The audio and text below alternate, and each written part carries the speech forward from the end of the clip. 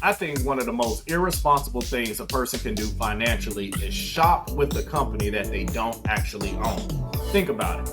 If you believe in a company enough to give them your hard-earned dollars, then why don't you believe in that company enough to own a piece or get some of the profits and revenues from that same company? My name is Brandon Caldwell, and I'm back again with another one of the 5 investment considerations that you should at least consider when it comes to building wealth. Remember, text me at 678-355-8172 with keywords I'll consider if you want more information. 678-355-8172 with keywords I'll consider. Now remember, so far we've talked about 2 important steps prior to video number 3.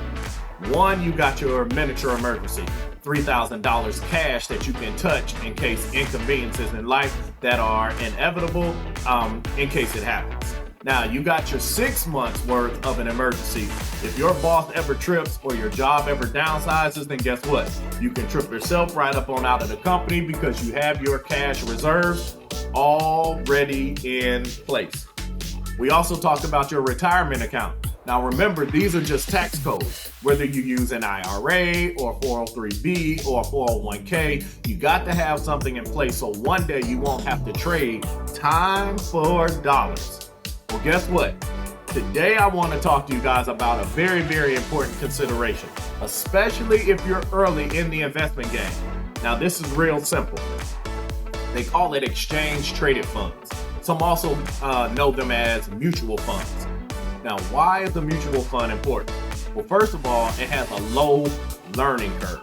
It's not like stocks that you have to understand fully, right? It's not like a bond where it has a low rate of return, but an ETF or an exchange traded fund or a mutual fund, they're very, very good to start with as an introduction because what?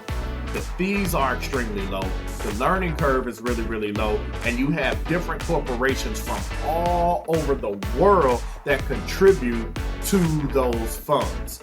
So some that are wealthy hate the word diversification, but I call an ETF or an exchange traded fund an introduction.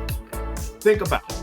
If you have several different Fortune 500 companies that are contributing to this fund, and you now have, for a very, very low fee, a firm like Vanguard or T. Rowe Price that manages that fund, and you have an opportunity to use, let's say Delta because you fly on Delta, then why shouldn't you own a small piece of Delta's growth? If you have Louis Vuitton, or if you have Gucci shoes, or if you have a purse that you carry, or if you have a store that you frequent, why not own a piece of a fund that those companies are borrowing from so that they give you a larger rate of return? Believe it or not, guys, that's all an exchange traded fund is. It's a collaboration of different companies that are participating in a fund and borrowing money from that fund that you contribute to, and they're giving you a rate of return that is much higher than inflation. See, the thing about a mutual fund is really simple. You're an investor even when you put your money in a bank. Why? Because the bank is giving you interest. Why? Because they're lending your money out. Why? Because you put it in an account that they control. The problem is you're only getting a small rate of return on your money because they're what's called, or what I call, and you're basically being an involuntary investor. That means that they're taking your money without your permission and giving you a rate of return that is much smaller than inflation. See, mutual funds are a way to start becoming what I call a voluntary investor. That means that you're giving these funds your discretionary income. You're giving these funds money that you don't need right now. These major corporations are borrowing from that fund and they give you a rate of return that is much higher than inflation. Why?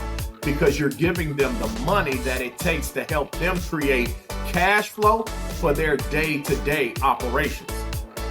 You know, how is it that you have the Gucci belt, the Gucci purse, the Louis Vuitton outfit, the Honda, the PlayStation, the Nikes, but not the Nike stock, the PS5, but not the Sony stock?